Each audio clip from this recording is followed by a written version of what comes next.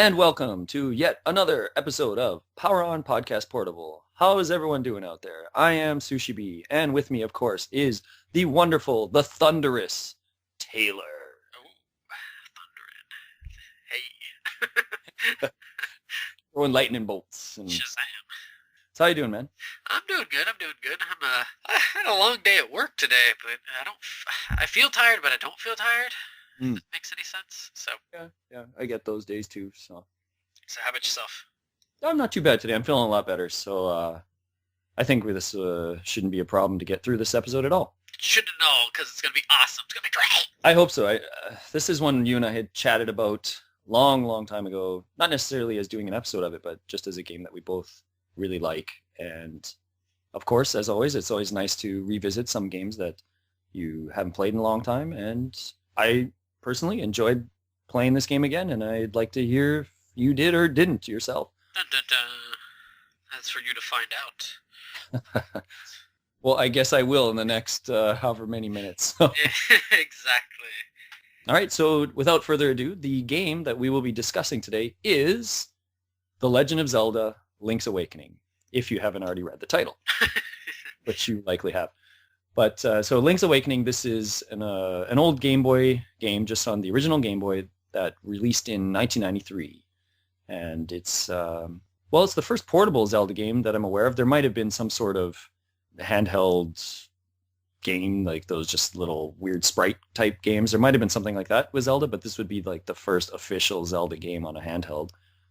Yeah, I don't quite recall any sort of really sprite kind of thing like that or anything. Yeah, well, just we're saying that now, and then someone will probably point out that there might have been something. So that's why I don't want to put my foot or your foot into your mouth or my mouth or vice versa or whatever. But just in case there could have been something, and if anyone does know anything about that, I would love to see it. It'd be kind of neat. That would be pretty cool. So yeah. So anyways, we're doing The Legend of Zelda: Link's Awakening. Now, Taylor, what is your sort of first experience with this game? My first experience is actually a really short one. I was at my cousin's house for some reason. Mm-hmm. I don't quite remember exactly why, but I guess it would be my second cousin, so my cousin's cousin. Right. So my cousin's cousin came over, and they had this game. And so it was kind of like I was a bit of the oddball out because it was my cousin's family and some of their like extended family in the opposite direction of why for me and my family. But for some reason I was there. I don't even remember why I was there. But they had this, and I decided I wanted to see if I could play some of it. And the kids were pretty cool about it. They're like, "Oh yeah, sure, it's really fun." So I think I played about 20 to 30 minutes of it, and I had no idea what the Sam hell I was doing, because my cousin's house is also where I got first introduced to the Legend of Zelda series. So I was kind of like, I know this game from playing it here, and I could try this portable one of it, and it was so different compared to the original Zelda that I was kind of dumbfounded by it, if that makes any sense. Just because like some of the things you have like Rock's Feather, and just some of the things that are in there, you can move a lot more freely, a lot easier to move and stuff. And even though I only played it for that like 30 minutes or so, I loved it, and I didn't play it again for about another 6 or 7 years. so just that little tiny bit until way down the line until I finally played it again. So, how about yourself, Sushi? What is the first time? Game a long time ago. My friend had a Game Boy. I did not. And he had the game, and we were playing it in his dad's truck. And this was in the dead of winter, so a lot of days were minus 25, minus 30, very, very, very cold. And on the weekends, I'd go see my friend, and we would sit in this back of this truck that was just this tiny little truck. And it had these fold-down seats on the sides.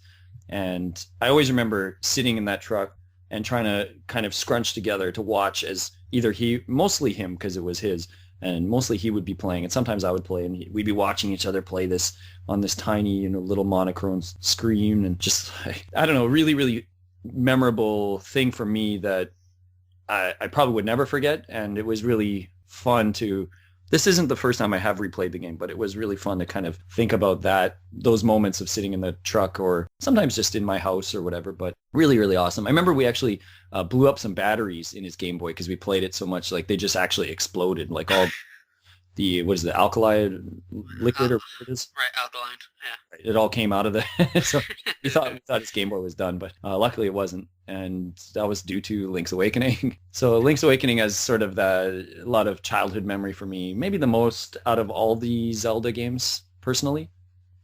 Okay. Definitely the Link's Awakening and the two on the NES. Those two kind of like one just enjoyment. One was this window of enjoyment that I just had a faint glimpse of, and the other one was sheer terror, and that was two. But yes, no, Link's Awakening. Good old Link's Awakening. Whew, where should we start with this? Because there's so many different ways we can go about this. Yeah, there really are. Did you have any? I do not necessarily. I just lay it on me. Let's go. Let's go with all right. flow. Why don't we start with? Okay, the first thing I want to talk about is that this game is a Zelda game that is full of firsts for the series. Oh, okay. Now, what I mean by that is just that this game introduces a lot of different things that some have carried on into other games, and some things just haven't even been brought up ever again. Now, one of the first things that I remember about this game is that there are a ton of Mario and Nintendo references in this game. And I don't mean just one or two things. There are lots of Mario, in particular Mario references. Did you want to expand on that at all? Like, do you? Well, I mean, of course, the easiest one's the Goombas, which is always great to see them because hopping on them and getting hearts was always great. Really helpful. They were happy Goombas too. Yeah, they were happy to get their asses They didn't look smashed. angry. They had big smiles on their face. They're like, hey, how you doing? Oh my Jesus! Yeah, and then out comes a heart. But what else? You have the what the heck are they called? The squids, the bloopers. Mm-hmm. They had them. Had kind of the thwomp kind of thing. It's not exactly the same, but they're very similar. Very similar. What else? Where were the bloopers?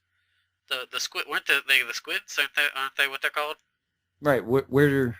They're in that they're in the one where you get the fin. I believe. Ooh, when you swim underwater. Right. It's only one part, right? They don't show up too. There's I can think like 3 or 4 of them. Right. What else? Piranha plants. Oh yeah, the piranha plants. The fireballs. Yeah, fireballs. Kind of because the statues and stuff spitting them out. Or no. But they're just coming out of the flame. Yeah, they're coming out of the lava pits. Whatever. Yeah. The Yoshi doll. Yoshi doll, yeah. The Chomp Chomp. Geez, we're probably missing a few more there. There's just so many in this game, though. It's really funny, like that they put all the Wart is in there, even though I know he's technically kind of not a Mario villain, but he makes a cameo in this. Maybe the last cameo he's been in anything for good reason. He's only in this too for very, very little. So right. Yeah, I really enjoyed the Mario kind of mashup in there. I liked it a lot. I thought it was really funny. I think it's a good way to try to get other fans from that enjoyed Mario to try to be like, hey, look, there's kind of some Mario-esque stuff in this Zelda game, especially for people who might have played Zelda 1 or Zelda 2. And now, don't get me wrong, I like Zelda 2, but they thought, maybe if we add some kind of Mario stuff, maybe the people that like Mario will play Link's Awakening and really, really come to like it. Right. If people even caught some of the the references, there's, as I said, we're probably forgetting quite a few. So right. Some of them just go right over your head, and some of them you just notice right away, like the Goombas, like the Yoshi doll, that kind of stuff. So yeah, I that was the first in this game. Some other things, though, maybe I can just say them really quick, are the fishing. Right. This is the first time fishing was in a Zelda game. The first time that tools can be combined together, or items, if you want to call them items or tools. Right. Which is really cool. I remember the first time that I figured that out in the game, I was just, what? Why? Because you have to do it a few times to get past some parts.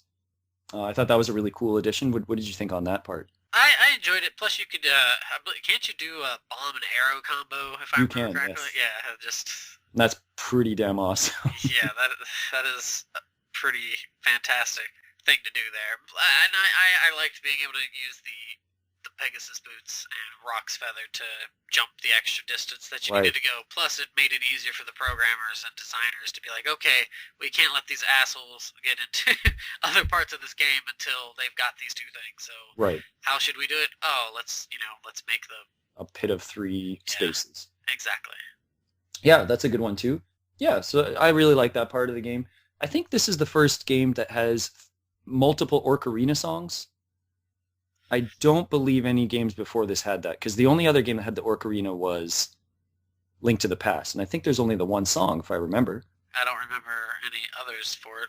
Right. So this would be the first game that actually introduced multiple songs for the Ocarina, which is fine. They don't really help too much. Yeah, The second song is helpful for dungeons right. if you get trapped, and it's helpful. It takes you to a place that's helpful in the game, but sometimes that's so far away from where you need to get back to that it can be a little annoying. Yeah, the songs for the most part are pretty unnecessary. Right. They're just like they're just there to like two of them are there to progress, and the other one's really the second one is just for getting to that area. I don't remember it doing much else. Well, and like I said, if you're trapped in a dungeon and you want to get back to the... Well, right. Well, but I mean, it didn't help you progress the story any. No. I don't recall. Yeah. No. And then you can definitely argue that the third song doesn't do a heck of a lot either, except for one function, essentially. But it progresses the story. It does progress the story, for sure. So, but yeah, it's still pretty. Yeah, and then I guess the only other things I can think of off the top of my head are the first game to not have Ganon, Zelda, or the Triforce in it. All of those things are eliminated. Sorta has Ganon in Sort of, yeah. it. Sort of. Spoilers. But definitely doesn't have the Triforce, and it definitely doesn't have Zelda in the game at all. Right. And I was fine with that in the game. With what they went for, it was fine. It was completely fine. Personally, I like a lot of the Zeldas that don't have that combination of the Triforce and stuff. Mhm. Like, I really enjoy Majora's Mask and Oracle of Ages and Seasons Mhm. and stuff and Link's Awakening. I don't know why, but they seem to catch my fancy a little bit more than some of the typical, I guess Yeah, you'd say. more traditional sort of. Right. Okay.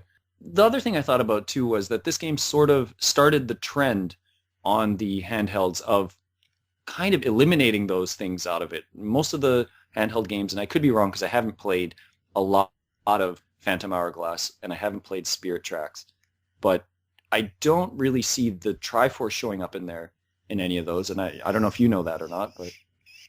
Yeah, I haven't played either of those two, unfortunately. But Okay. well, I guess it depends on who you ask on that one. But what about Minish Cap? Did it? It didn't really. It didn't have the Triforce, no. Okay, because that's way back in the Dizzy. hmm So, okay. But it definitely started that trend of maybe they were at first thinking that these games could be sort of side stories. Uh-huh. Might have been what they were sort of initially going for with the handheld games. Just thinking, yes, they're in the Zelda timeline or whatever, however you want to approach that, but whatever. But they are Zelda games, but they didn't take place in the fact that, I just totally messed that up. They didn't exactly follow suit from the other games in that it's from point A to point B. These are like point A, point B, and then there's like a, A plus or A minus or something in between, A.1. Uh-huh. That might have been what they were going for. I don't know if that's true or not, but You got me. yeah, I don't know. Yeah, I'm just probably just grasping at straws. So nothing wrong with that. if you know the answer, discredit us right away. I know they added that new Zelda, whatever, 3 timelines or whatever they did there with. Oh right. Well, I think it did. I have the book right there. I thought it was supposed to take place between. Well before the book had come out, everybody kind of thought if there were a timeline, it would be taking place in between 1 and 2. Oh, okay. I didn't know that. I thought I read something recently though that it was after Oracle of Ages and Seasons, but whatever. I don't really care about that kind of stuff. I just care about if the Zelda game is fun. If they are supposed to be direct sequels to each other, fine. But it doesn't bother me when they're like, well, Zelda, the first game, goes here and this Nonsense. one's This here. shit is important, son. To me, it's not that important. Just if I like this particular Zelda game, then I like it. It doesn't have to connect to all these other ones. Yeah, oh yeah, you are correct there. Link's Awakening is supposed to take place after Oracle of Ages and Seasons. So it's sort of the last one on its No. chain, isn't it? No, No? it So there's takes- something supposed to be after it? Yeah, that's when the original Zelda and Link, the Adventures of Link take place. Okay, so we're sort of both right in that. Well, I They wasn't just seemed to, well, they sort of flipped it because you still said Zelda and then Zelda 2. Right. So anyways, whatever. That's beside the point. Let's get It's back to it. important. We're talking about Link's Awakening today, not all that Extra. extra info there. Oh, right. And also, you forgot that this is also the first for stealing in the game. Oh yeah. Yes, stealing the game, that's right. Which is always fantastic because gig something, and then everybody calls you a thief, and then you decide to go back to beg for forgiveness. Not a wise decision. Not a wise decision at all. That is one angry sales clerk. Yeah. Thinks that the price for stealing isn't just like lopping off a hand or something. It is death. It's full on death by lightning and electricity, whatever that guy does. Yeah. Yeah, that's a pretty funny point to bring up, actually. The other first then you could say that has never been revisited is the windfish, which is, without ruining too much of it, unique, to say the least. Yeah, that windfish looks pretty, that's a pretty special design. That is one way to put it. Yeah. The windfish. Yeah, so let's move on from that, though. Was there somewhere you wanted to take, in a direction you wanted to go forward? Well, I guess since I did bring up the stealing thing, and you did mention the fishing, what do you think of those kind of side things, like the fishing and the crane game? Well, the crane game is kind of useless, right? You just need it to get one item, and I never play it otherwise. It's kind of hard. Like, it's not that easy to pick up things. So I never really tried to waste time on it, because you don't get anything out of it other than the item. I mean, if there was maybe a heart piece or something there, I might go for it, but... Yeah, I really hated the crane game. So bad at it. I'm still bad at it. My timing is crap. But it is funny when I think, is it when you take Marin to it and she'll pick up the guy instead of the guy? Oh, yeah. I didn't do that this time. I forgot about that. Yeah. So there's a lot of Easter eggs in it, but we can go into for the game, so we can discuss that later. But sure. But yeah, that crane game was terrible. And the fishing, I didn't mind the fishing. It wasn't like any in-depth thing, anything in depth. It was just kind of like, okay, it's button mashing. And just right. I do have something to bring up with that later, but we'll definitely bring it up later. Okay. So yeah, that was. No, okay. Well, why don't we not to derail from that though too much, but what did you think of just sort of the presentation and the graphics of the game? I liked it. I actually, this time when I was playing through it, I actually played it on my Game Boy Player, so I played it on my GameCube. Oh, okay. And so, of course, it's blown up onto the TV screen, but I didn't mind it. It was really nice to, it was really nice to play it on the television just to see how big it would get and stuff. And of course, it's a freaking Game Boy game, so it's gonna have all of its jaggedness to it and stuff. But I really think for as an old of a game that is on the Game Boy, it actually looks really, really good. Mm-hmm. And I think as just how it's put together, the music is great for it. So of course, it might not sound the greatest coming out of a Game Boy, but since it's coming out of my TV, it was really good. But I think it played really smooth for the most part. So I don't think there was really too many. I don't really recall having issues with it, but right. But yeah, I think it was a very fairly well put together piece of work. How about yourself? Yeah, I don't think they skimped out on too much for it. Hey, it looks like they really wanted to put together the best A, Game Boy game that they could, and then B, Zelda game that they could. It doesn't really seem like they kind of cut too many corners. I'm sure they might have had to in some ways, but at least graphically, it's one of the strongest looking Game Boy games. And to this day, I played it on the Game Boy Advance. And it still looks really good. It looks weird if you try to stretch it out. It looks really awkward, but if you just play it on the smaller size, it looks fine. And I think that, as you said, the music is actually still really good. Maybe it's better on the Game Boy Advance or just the Game Boy, just because it's meant for that little speaker. I don't know if it just sounds a lot more rigid and kind of flaky on a TV. I don't know. I like that kind of chip tune, that old, whatever, however you'd put it. It's chip tune, right? Right. So I don't know. I like that kind of music, so it doesn't really. I didn't really catch it as too flaky or anything like that. So. Okay. Yeah, I mean, I think it was really well put together. Definitely has some excellent presentation, and there's not too many cutscenes and stuff, but they look pretty good for a Game Boy game. Most definitely. I will say though that now that you think about it, the ending there is a little bit of a graphical snafu that they have. I don't know if you quite caught it, but playing on the TV, you can see it was pretty apparent is that you could see through Link's tunic, so you could see the ocean through his tunic, and so you can see like the waves kind of rising and stuff. Oh, okay, I didn't catch that. Yeah, but outside of that, it's a Game Boy game. I can let that stuff slide. But yeah, for that. What did you think of all the items at your disposal, your tools, your utilities? Oh, pretty good. And we're going to play a game of Rate These Tools with Taylor the Tool Man. Because I can't really use Tim the Tool Man Taylor. So. Taylor.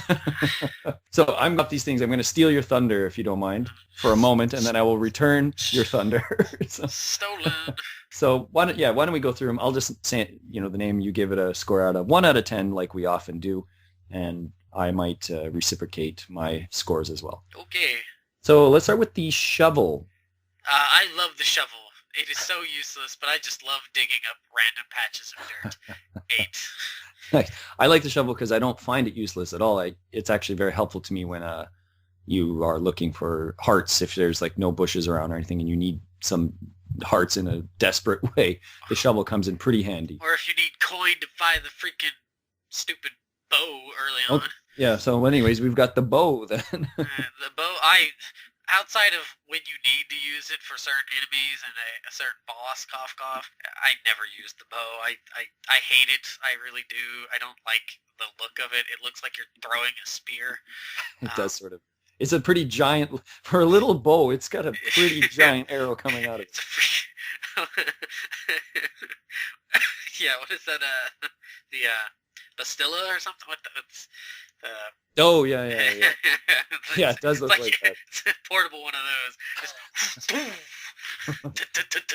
Yeah, that's the thing. You see it looks like it's going to do some mass damage, and you shoot it, and then it reflects off of one of those little plants. Yeah. You're just like, come on. I don't like the bow. It's like I said, outside of when you have to use it for certain things, certain enemies, and a certain statue, right. It's really just kind of, so I'd say 4 for you, Bo. I agree. I'd probably give it around a 3. It's not so good. The hook shot. I enjoy the hook shots because it gets rid of those annoying monsters with the face plates so easily. And I just like to be, it's so ridiculously oversized. It's huge. Yeah. But I enjoy it. I mean, you have to use it, of course, in certain areas and stuff, but it's a nice kind of supplement weapon. And I prefer it much more over the bow. I'd say probably like a 6.57. Nice. You forgot to mention that it also destroys those dancing electronic cucumber guys. No, I never used it for that. I just always avoided those assholes. Oh, okay. Like, sometimes they kind of corner you into spots, and then you just blast them with the hook shot, and they get stunned, and then you can slash away with the sword. I don't find this hook shot as useful as maybe it has been in other games, but it's still pretty useful, and it's still pretty fun. So I'd probably give it around a 7. All right, moving on from there, let's go into the bombs. I don't mind the bombs, but I don't like having to use them to kill the Dodongo thingies, whatever the hell those. There's one particular one that sucks pretty bad. Yeah, where you have to toss it off of a ledge. Yeah. ledge. Yeah, that's I like that you can pick up the bombs and throw them. That's nice. However, the shitty bow bomb combo is actually kind of cool to have, but It's pretty cool. outside of that, since this is just bombs we're talking about, I'd say it's kind of just a 5. I'm indifferent to it. All right. They do put a lot of emphasis on using the bombs in this game, maybe more so than a lot of other Zelda games. To an extent, yeah. I think there's a lot of secrets where you need to use the bombs in this one, and you can't use the next item they're going to bring up, but you can't use this other item to smash open walls and stuff like you could in another game. And that is the Pegasus boots. I'm going to give the bombs a 5 as well. Pegasus boots. I love the Pegasus boots because unlike Link to the Past, with these Pegasus boots, you can still maneuver while kind of charging up your run. So if it looks like you're going to get caught up in some sort of fray or something, at least you're able to move instead of just charging up your trot and then just getting hit by something. So I'd say, I don't know, I give it like a 6. That's a bit lower the way you were propping it up so much. Oh, it's just but if you don't have the sword equipped, then you're just going to be running around. You have to have the sword equipped, so. But as you said earlier, the sword, you don't have to. If you have that equipped with the Rock's Feather, which would be the next item, it's kind of cool combo. It is a cool, but I'm looking at it solely as I'm not trying to do the combos because. Okay. Yeah. All right, I'd probably give the Pegasus boots in this about a 7. I don't love them. I don't hate them. There comes a point in the game where you just stop using them, basically. Yeah. All right, so why don't we move on to the Rock's Feather? I love the Rock's Feather. I have this equipped all the time. Just because I love being able to jump in it. And yeah, you could jump in Zelda 2, but this was 2D. Oh my god, this hurts. Yeah. But while Link's Awakening is, you're able to do some pretty acrobatic stuff with the Rock's Feather there, and I would give it a total 9. Oh, I'd give it 9. I'm going 10 because it's probably one of my favorite items in any Zelda game. It's a first we forgot, and that is that this is the first top-down Zelda game that does introduce a jumping function in it. Yeah. And it's awesome. It's really useful. It's really helpful. And you will probably use it right till almost the bitter end of the game. Well, no, you will use it at the bitter end of the game. No, I didn't use it like at the very last boss. Well, yeah, actually that's true. You do. Ooh, told you. Yeah, I forgot about that. Because there was a point between there, though, where I stopped using it for a little while. And then that's right. Sorry, that might have spoiled it, but you will need the Rock's Feather for a very... No, you'll get into that, don't worry. Yeah. But yeah, no, I love the Rock's Feather. It's a 10 for me. Just a couple left here real quick. We have the Magic Powder. Sucks. It's so garbage. It's really... I never used it. Except for to increase my items. So, yeah, 3. It's too bad because it seemed like they were going to put emphasis on that because you get it so early on in the game. Right. And then it just peters out right away. You don't use it for pretty much anything, which is kind of weird. But yeah, it's kind of fun to throw it on different things and stuff once in a while. But I would say probably around a 4. It doesn't have too many functions. The Magic Rod. Oh, that's amazing. That's another 9 for me. I know you get it so late in the game, but once you do get it, it's so overpowering. It's just destroy obnoxious enemies that will try to evade you with the sword and stuff. You just flicker the wrist with the wand there, and they get engulfed in flames. Right. When that stupid boss that you get it on is just ridiculous. You don't even move. right. I didn't even move. I was just bang, bang, bang, bang, bang, and he's the windfish, blah blah blah. It's like, that was a little too easy. Yeah, we'll get into that. Yeah. So yeah, the Magic Rod, I'd probably give it around an 8. I like it too. I don't love it that much, but I do like using it. And as you said, I think I drop it down because it's so late in the game that you kind of don't need it by that point, unfortunately. We got the Power Bracelet here. I'm indifferent to it. It's of course necessary, and I don't mind it. 5. Yeah, it starts out good, and then it gets charged up, and then it becomes kind of useless suddenly, which is it's a weird. hassle because sometimes it's just like I gotta put on the power bracelet to pick this up again. It's I don't mind the power bracelet thing. It's just having to equip it de-equip it. And Right, right. it's just It's often, yeah, it's just even getting into the village. There's that one entrance on the right-hand side, right. from the You're east always side, and having you always got to pick up that rock that's in the way. It's like, oh, come on. Couldn't you just charge through this or something? Yeah, so anyways, the only two left, and they are the boomerang. that is god tier. That is a 10. That Yeah, is amazing. That's it's probably the best boomerang out of any Zelda game. that is so it is so abusive in that Yeah. game. Oh man, I should say that it is sort of a secret weapon, though. It's not something that's actually given to you without you having to go to the trouble to get it. right. And at that point, you just give him your shovel. Pretty much what everyone does, give up the shovel. You could technically substitute the hook shot with it, I guess, by that point, too. You could, because a lot of the things you need the hook shot for are kind of accessible now. There might be a few things that aren't, but you would have the flippers to swim. You'd have, the ability to run and jump with the... Well, you still need the hook shot for certain, like at the for the mountain segments. Oh, there's one part. Yeah, that's right. You do have to cross the part there with that. You either do that or get rid of the fucking... Can't you get rid of the magic powder? Just get rid of the magic powder. You probably could get rid of the magic powder, yeah. Unless you're looking for the tool upgrades or whatever. Right. Yeah, you could probably get rid of it. Yeah. I don't recall. There might have been something in the 8th dungeon, though. You might have needed the magic powder to light a torch or something, though. I don't remember.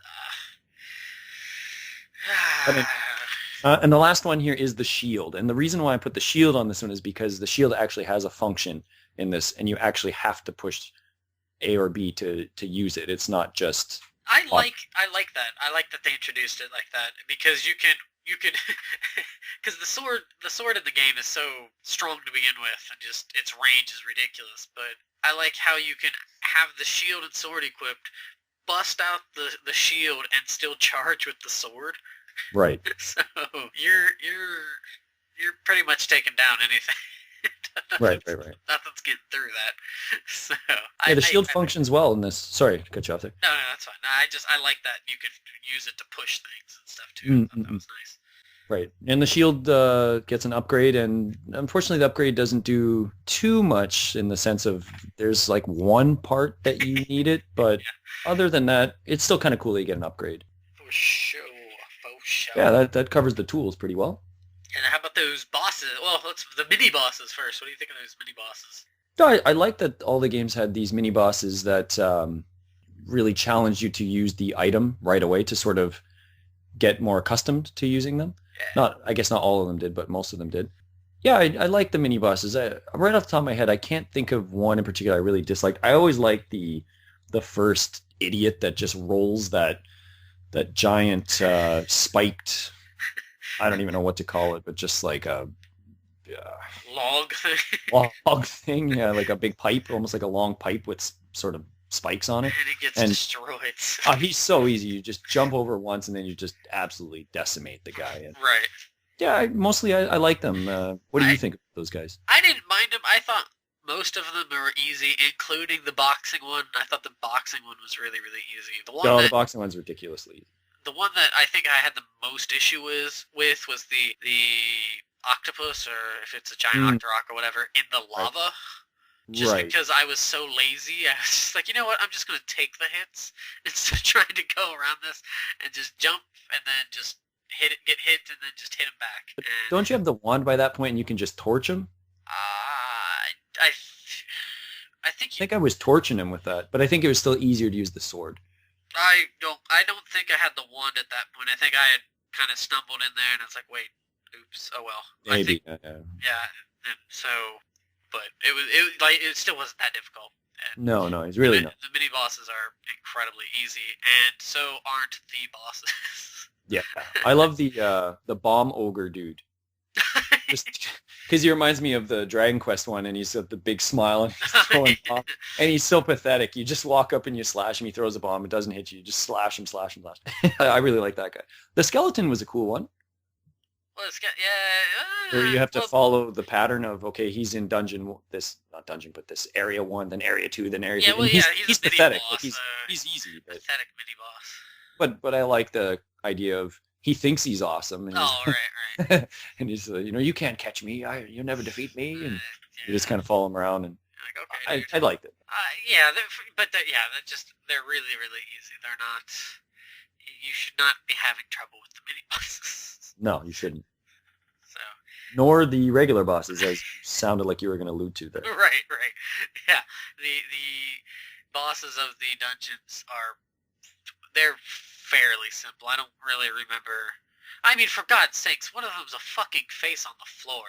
Oh, that one is so bad. If there is something that I really kind of frown upon in the game is that it is a lot easier than I remember it being. Yeah. Than as a kid. But that you have the face boss, which what do? You just drop some bombs on it. Bomb the hell out of him, and he doesn't do anything but try to put holes in the floor that you can fall in, but they're pathetically far away from you. Right. You have to be trying to fall into them. Jump into these holes because I'm too lazy to open them up underneath your feet. That's a pretty damn bad boss. That's because that whole dungeon is not that good. That's when we get Power Bracelet 2. Right. And there's no function other than to pick up these random elephant-shaped statues. That's what they should have had, like an elephant boss, kind of like an Indian kind of god of some sort. Yeah, like what's the god? Ganesh, or yeah, is it? I think it's Ganesh. Yeah, and they could have had a multiple-armed elephant that maybe he threw something. You had to, if it landed on the floor, you'd pick it up and throw it at him or something. There were so many things they could have done other than put a face on the floor that says, "You can't beat me," and then you just bomb him. Yeah, that was pretty bad. And like the first boss, I don't mind that first boss where he that little. He's all right. Because you have to hit the tail like that. That doesn't. They brought him back though, right? He was not a new boss. Right. I didn't mind that. I like that boss. It's okay. I like the second boss a lot. The genie.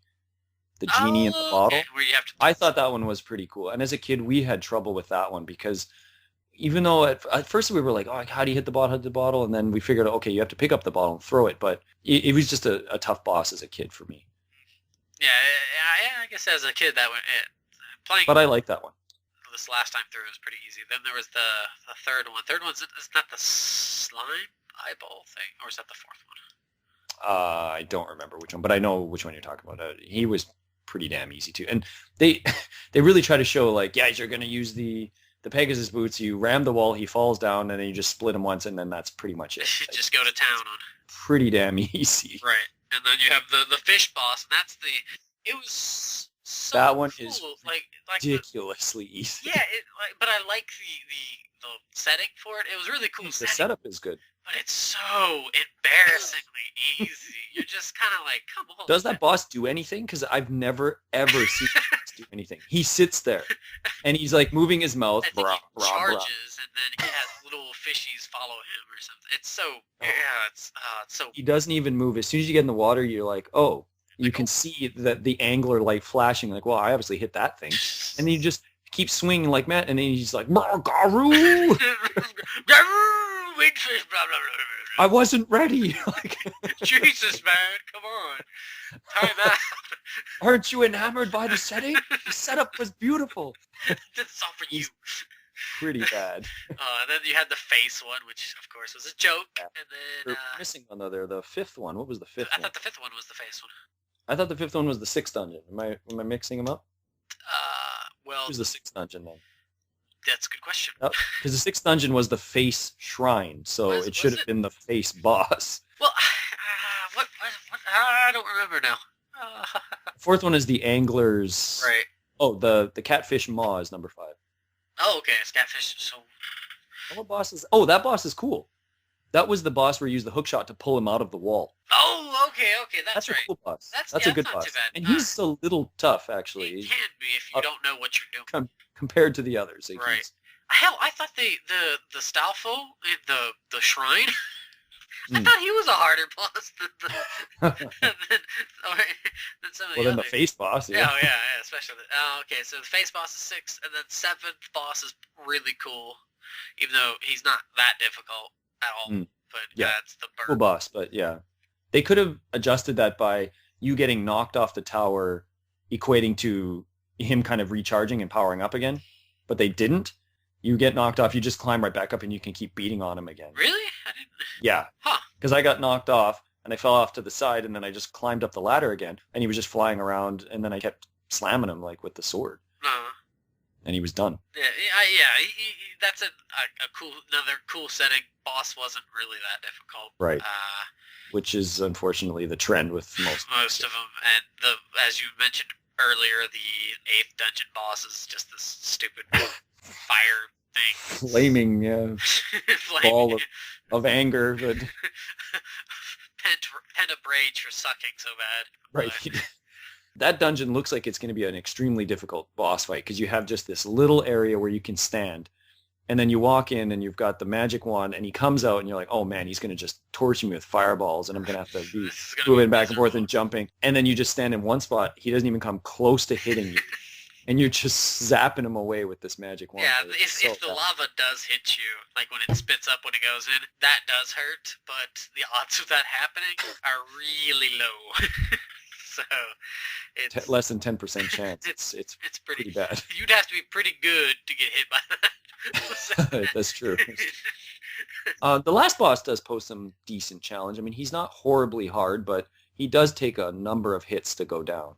That, and he changes forms. He changes through like 5, 6 different forms. So you're having to change your weapons and find out which weapons work on it, which I actually like. So I like it too. I got lucky though. The ones I got were you need the magic powder, unfortunately. Oh yeah. You need the magic powder at the start, but then he kept giving me the ones where I just needed the sword. So I just kept slashing away on him, and I didn't have to use any of the other items. I was surprised because I remember playing before and having to use stuff. I thought it was always the same. I didn't think you changed it up. I don't know. Maybe it is the same. Maybe I haven't played it enough to remember. You have to use the No, I don't want to give too much away about like what he does. So you definitely need the bow and arrow at the end, though. Yeah, unfortunately. Right, and it does get pretty fast, and it does do some pretty decent damage if you get hit. But you find a certain pattern where you're just able to get around something he does, and you just... I purposely like dropped myself to like half a heart, and I was like, okay, let's do this. Just because I was like, okay, I want some excitement for this one. So. And I just don't even care. I'm like, yeah, full health, you're going down. So that is that. Is there anything? I guess the music itself. Just the music itself. Holy crap! Like it has my favorite theme, and that's the Mount. I don't know what the hell the mountain's called. Like Telltale Heights. Is it just called Telltale Heights? I'm sure it's just called Telltale Heights. So that theme is just amazing. I love that theme. It's so kind of adventurous. Just kind of, it's like one of those that just kind of feels like it emboldens the character to be just like, yes, let's go. Right. Let's do this. It's very good. So good. And even just the regular theme, the field theme. It's good. Yeah, it's a good little Zelda sort of remix on the Game Boy. It's really, really good. And I will say this though, some of those dungeons suck balls for music. That's pretty bad. And I like the theme when you go into a sort of underground type area. Okay.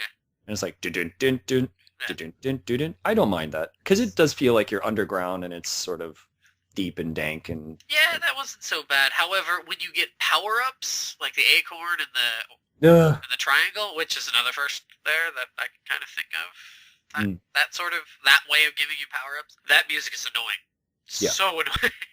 It's twice as annoying when you get the acorn because the acorn's a pile of crap and doesn't do anything. At least when you get the piece of power, you get increased strength, and Link is also faster. He moves a lot faster. Does he?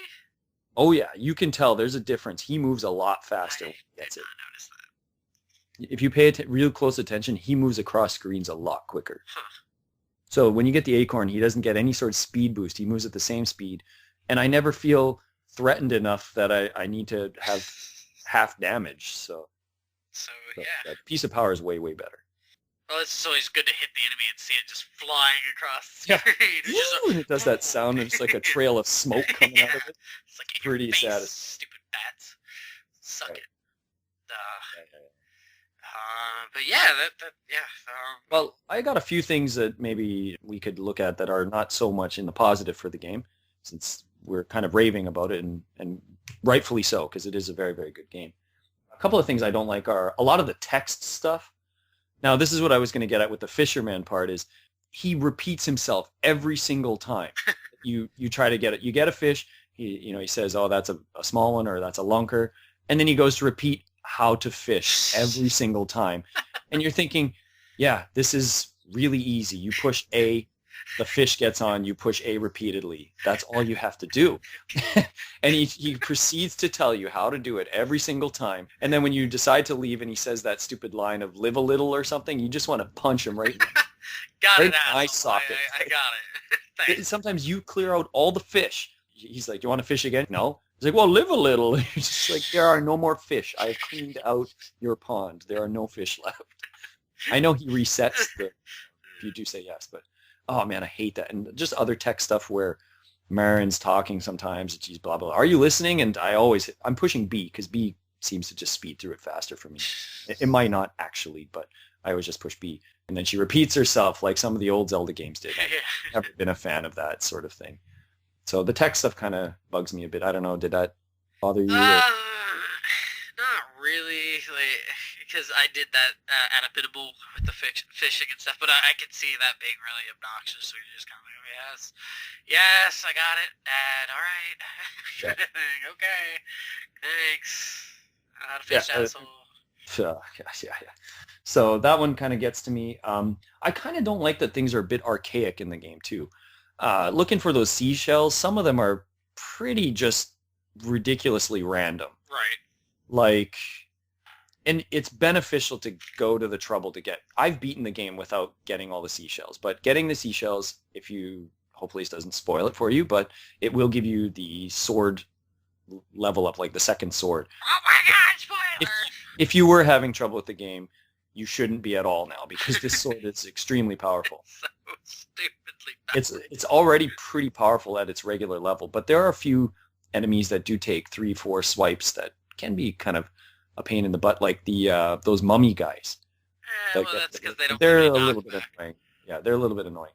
But anyways, finding some of those seashells is just annoying as beyond belief. Run into this random tree that's in the middle of nowhere, or I don't know. You really have to know what you're doing with some of them to really know where they all are.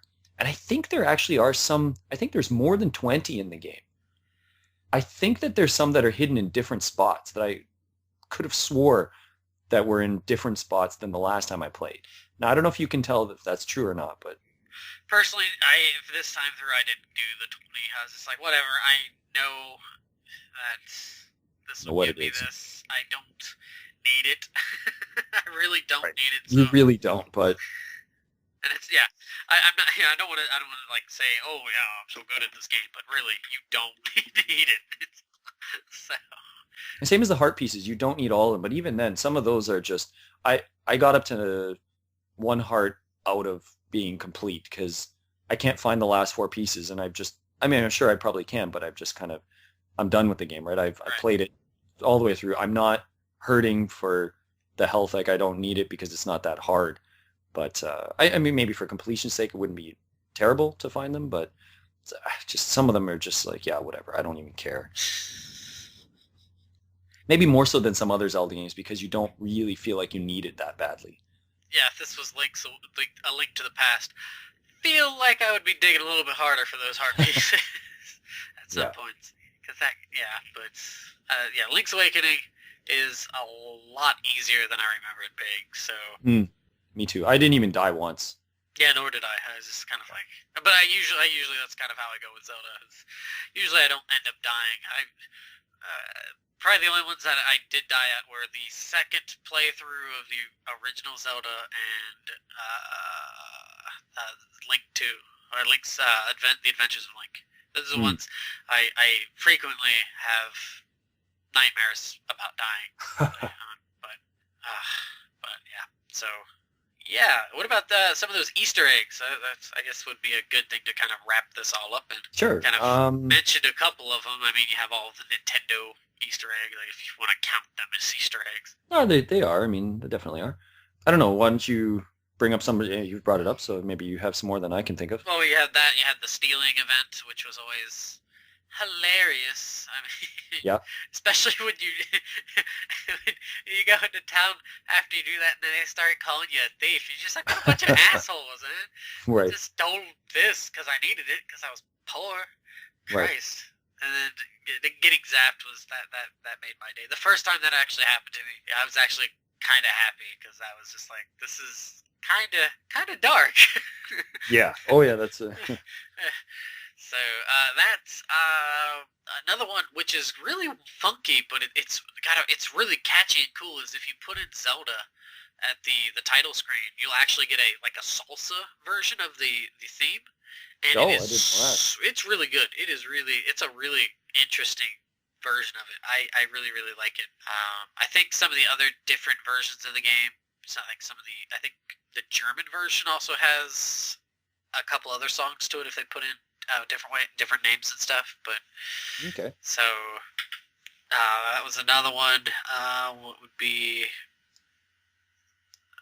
Throw some out here. What are some Easter eggs? You got a bit of an Inception part in the game.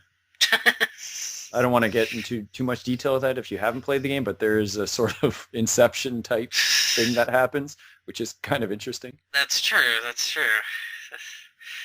I don't know if you'd really consider that Easter egg. No, There. maybe not Easter egg so much, but I always liked Bow Wow in the game. I thought he was kind of funny, like just to God. have. I liked him, and it was pretty awesome to have him on his leash, and he would just eat everything that was in the way. And although he's a little unpredictable, he kind of moves awkwardly, but I thought he was kind of cool. Yeah, it's really nice. I mean, I guess you can also say the references to A Link to the Past two that pop up with the first boss, the Stalfos Right? kind of boss. I think it's just, they're called Stalfo Knight or whatever. Sappho Night or something. Stalfo Knight. Sappho Night. Yeah. What else? I know. Yeah, you had those armored knight dudes that were from the first game. Like when you bump them, they move. The gravestones. They come to life. Right, the gravestones. When you bump them, ghosts come Pop out. out. Yeah. So The giant king one comes out all the as you time. mentioned before, kind of like the wart character. Right. Thing. Yeah. We're probably missing a few. So Oh yeah, definitely. if anyone a few, but has some, bring them to our attention. and if you haven't checked out that song's pretty sweet.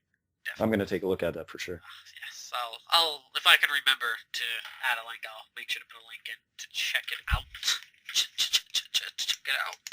Cool. So, yeah, I think that's about it then. I don't know if there's anything else you want to add. No, I just if you have not played this game and I think it's on the 3DS Virtual Shop. Is that right? Virtual Shop.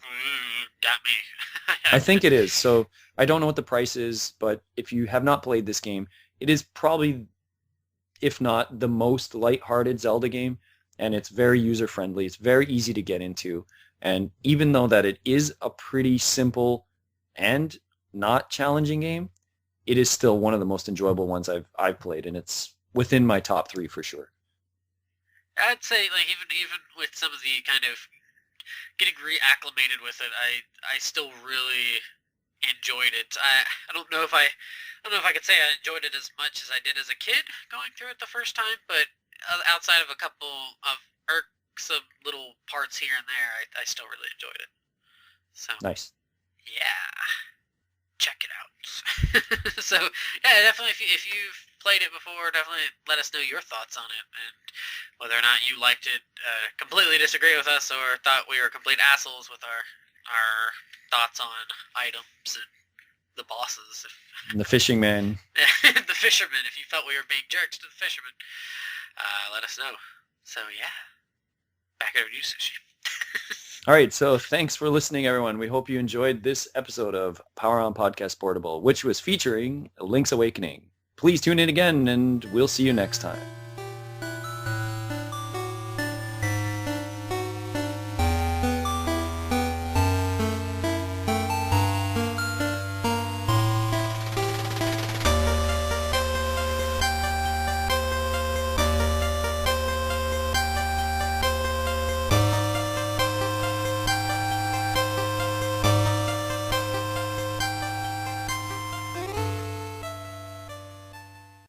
All right, you ready? Ready.